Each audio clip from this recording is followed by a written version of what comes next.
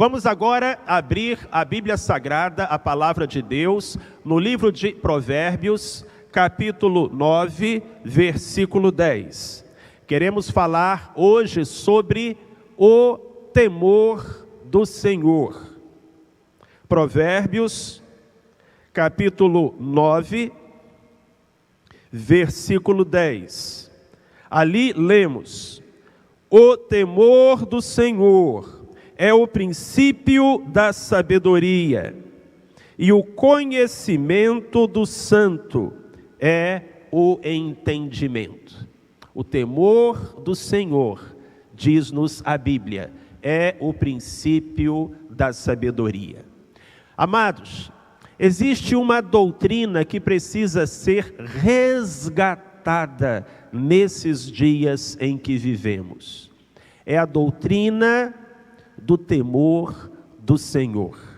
Essa é uma verdade que tem sido esquecida.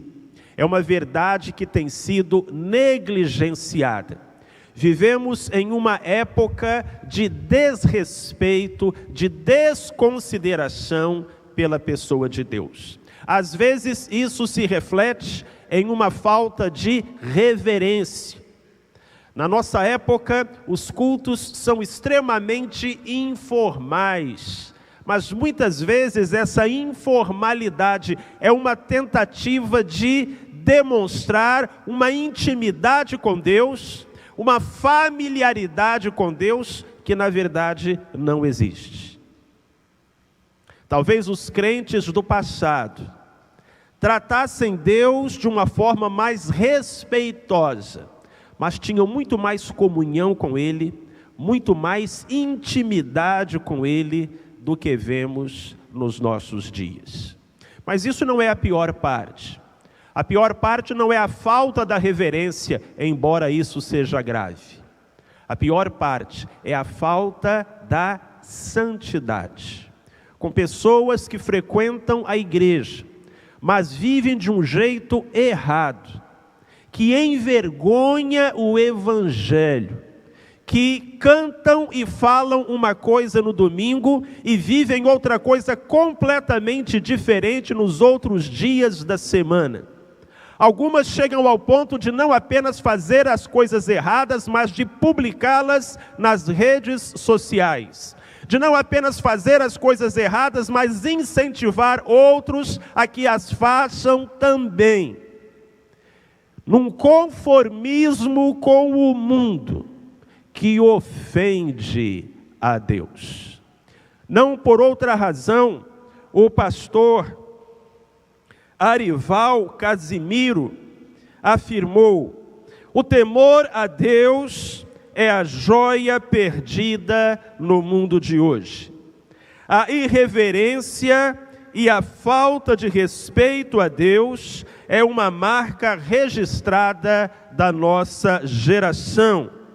Perdemos a admiração e a consideração por Deus. Meus irmãos e minhas irmãs, eu me sinto inclinado a concordar inteiramente com essas palavras. O temor a Deus é a joia perdida no mundo de hoje. Precisamos urgentemente resgatar o senso de temor do Senhor. Por que razão, meus irmãos e minhas irmãs? Porque a Bíblia nos ordena o temor a Deus. Há muito mais versículos dizendo que a gente precisa temer a Deus do que versículos dizendo que a gente precisa amar a Deus. Não dá nem para comparar. Infinitamente mais versículos nos dizendo que precisamos temer a Deus. Eles se espalham desde o último até o primeiro livro da Sagrada Escritura. Pegue, por favor, a sua Bíblia. Vamos considerar alguns versículos que nos falam sobre o temor do Senhor e nos ensinam por que ele é tão importante, tão necessário para a nossa vida. Em Jó capítulo 28, versículo 28, a Bíblia diz que o temor do Senhor é prova de sabedoria. Eis que o temor do Senhor é a sabedoria, e o apartar-se do mal é o entendimento. Você não é sábio, você não é inteligente, se você não teme a Deus. O temor do Senhor é o princípio da sabedoria. A sabedoria não se esgota no temor do Senhor, mas o temor do Senhor é a base, é o ponto de partida, é a porta. E se não passarmos por ela, jamais seremos verdadeiramente sábios. Também nós encontramos no Salmo 34, versículo 9, o ensino de que o temor do Senhor é a condição para uma vida farta. É promessa do Senhor, registrada por escrito na Escritura Sagrada, que diz assim: temei ao Senhor, vós, seus santos, porque nada falta aos que o temem. É promessa de Deus. O temor do Senhor é condição para uma vida farta. Uma vida onde nada nos faltará, onde encontraremos provisão para todas as nossas necessidades. Quem teme ao Senhor vive uma vida de fartura, vive uma vida de abundância. Nenhuma necessidade deixa de ser suprida na vida daquele que teme ao Senhor. Mas não apenas isso, meu querido irmão, minha querida irmã. O temor do Senhor, que é condição para uma vida farta, é também condição para uma vida longa. E agora nós vamos a Provérbios, capítulo 10, versículo 27, onde lemos: o temor do Senhor aumenta os dias, mas os anos dos ímpios serão abreviados. Você tem esse versinho sublinhado na sua Bíblia? Gostaria de fazer isso agora, é promessa de Deus para a sua vida. O temor do Senhor prolonga os dias. Quer ter uma vida longa? Quer viver muitos anos? Quer ter uma vida farta e abençoada? Tema a Deus. É o ensino da Escritura Sagrada. Nós podemos seguir em frente, chegar ao livro de Eclesiastes e descobrir que o temor do Senhor é o nosso dever, é aquilo que Deus espera de nós. As últimas palavras do livro de Eclesiastes, no capítulo 12, versos 13 e 14, dizem assim: este é o fim do discurso, tudo já foi ouvido. Teme a Deus. Teme a Deus e guarda os seus mandamentos, porque isso é todo o dever do homem. Porque Deus há de trazer a juízo toda a obra e até tudo o que está encoberto, quer seja bom, quer seja mal.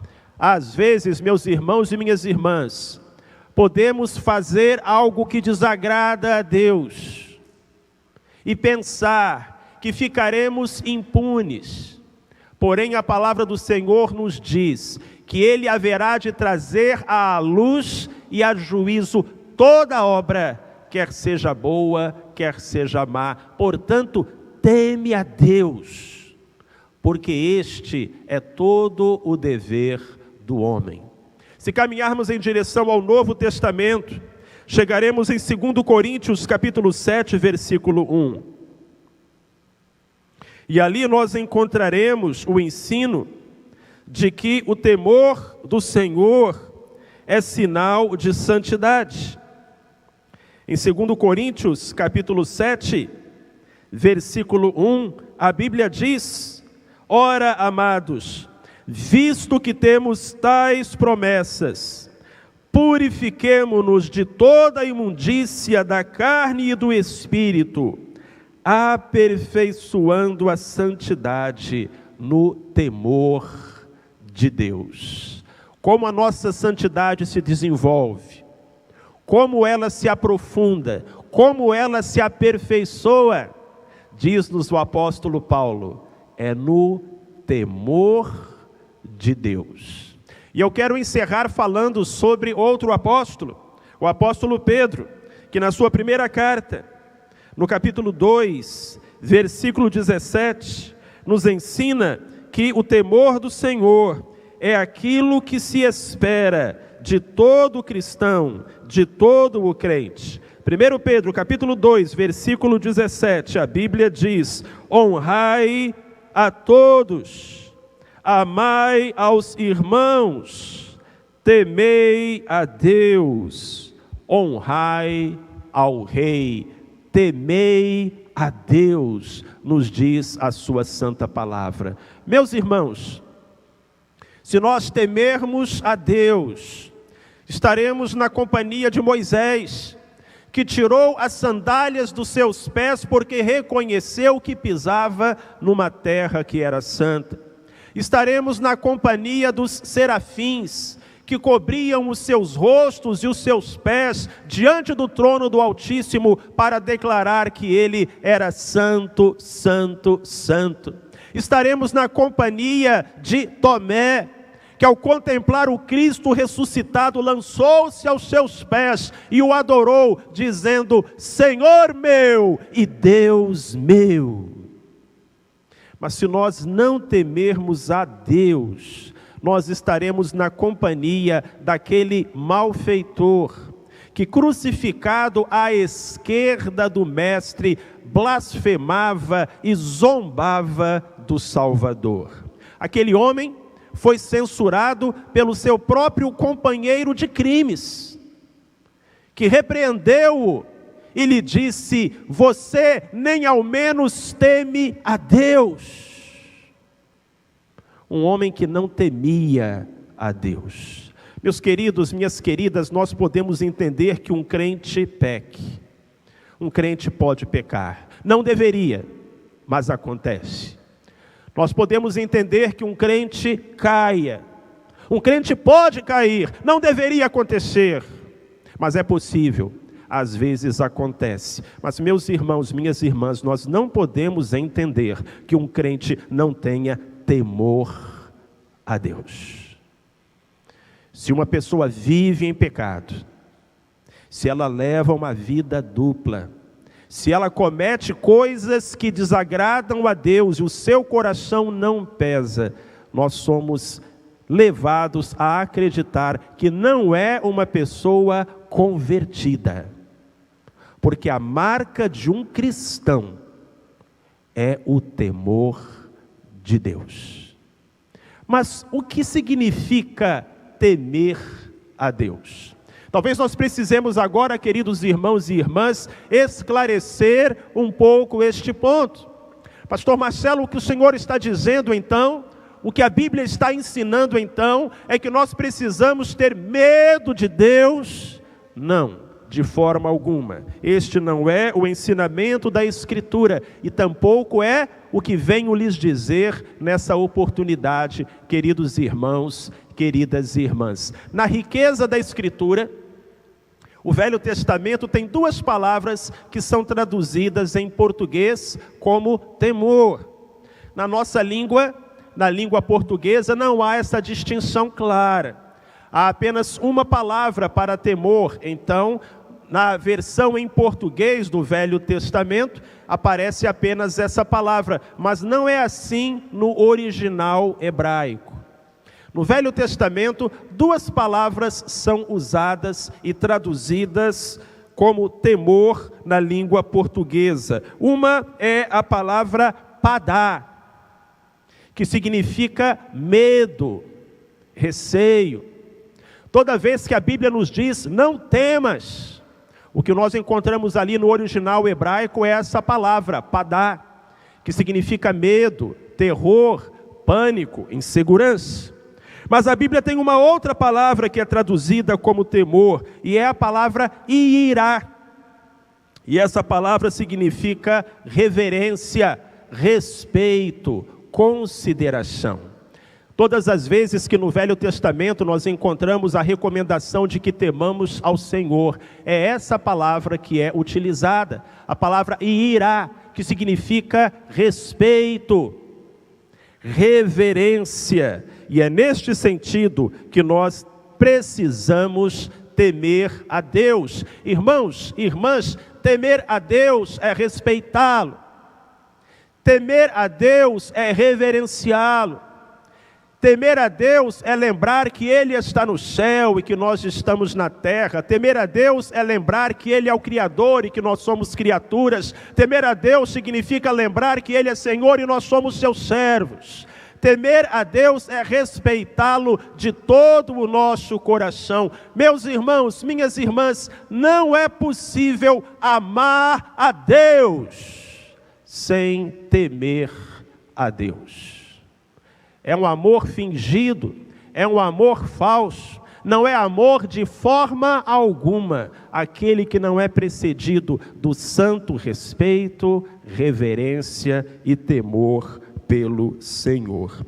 Infelizmente, às vezes, nós nos deparamos com situações que enchem o nosso coração de tristeza, não pelo fato de um crente haver errado, embora isso nos entristeça.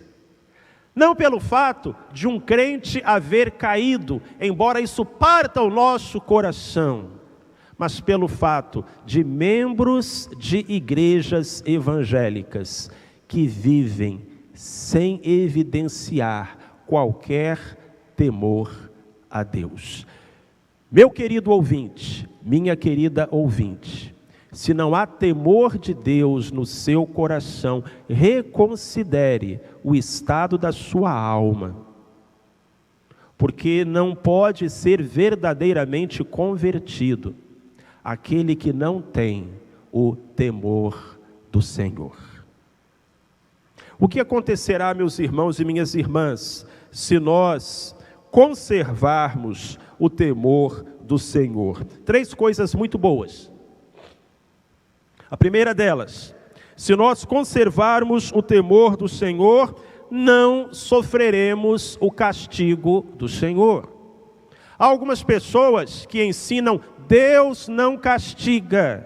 Eu não sei onde elas encontraram isso, porque na Bíblia Deus diz, eu repreendo e castigo a todos quantos amo. Sê, pois, zeloso e arrepende-te.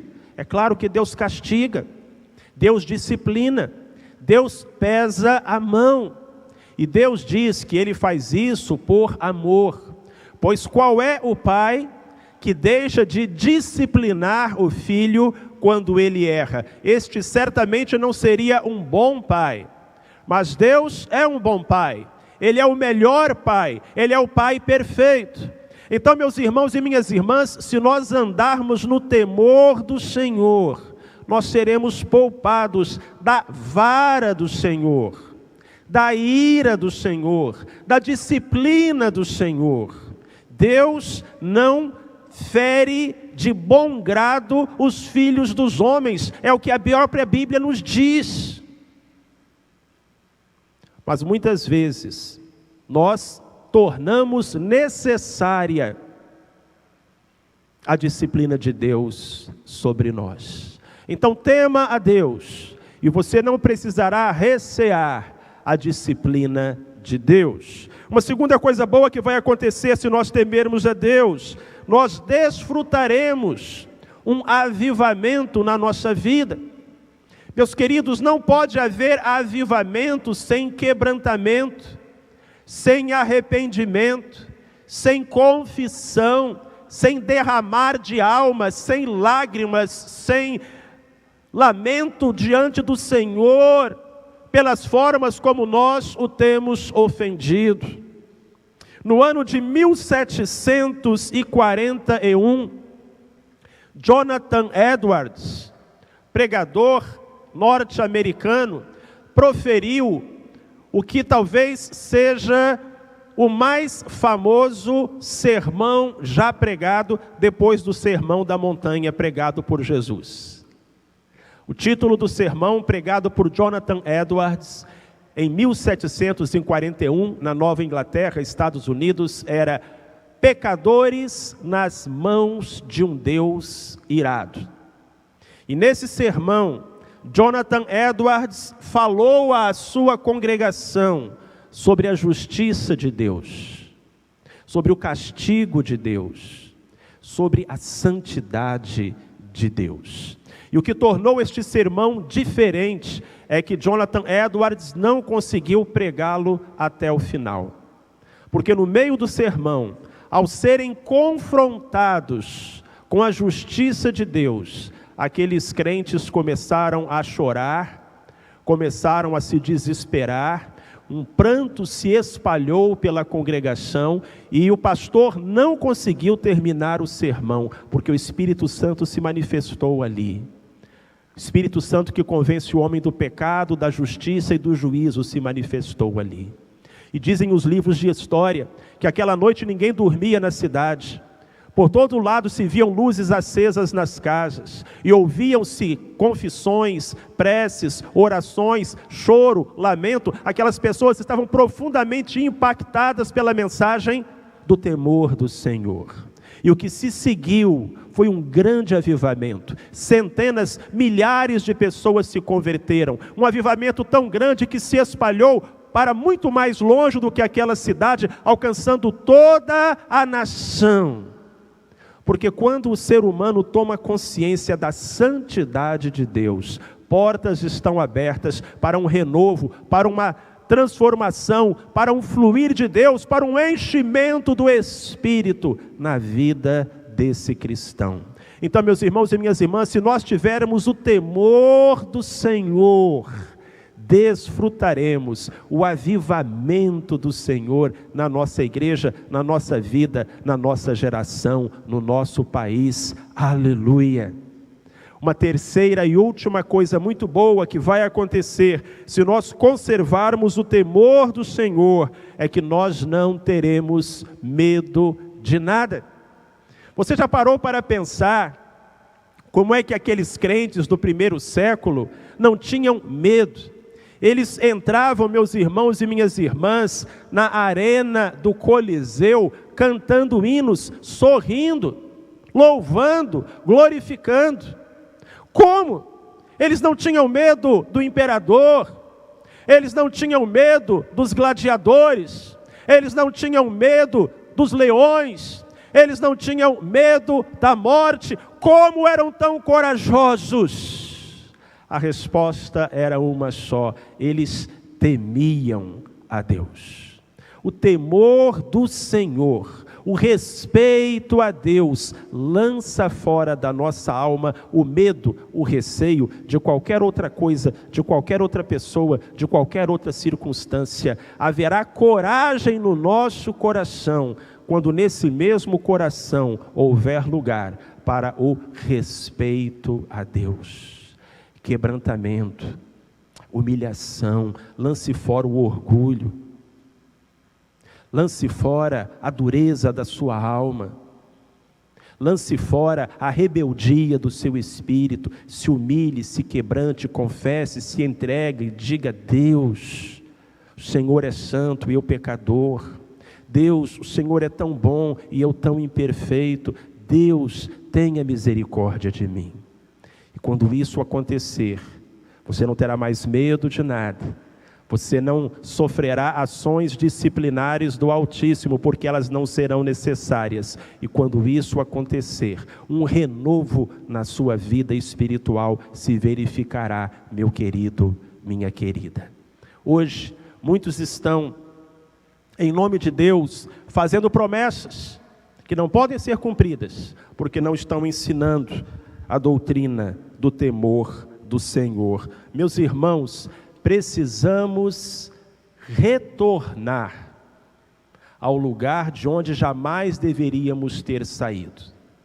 Precisamos resgatar o senso de temor do Senhor, de seriedade. A Bíblia diz: com Deus não se brinca, Deus não se deixa escarnecer.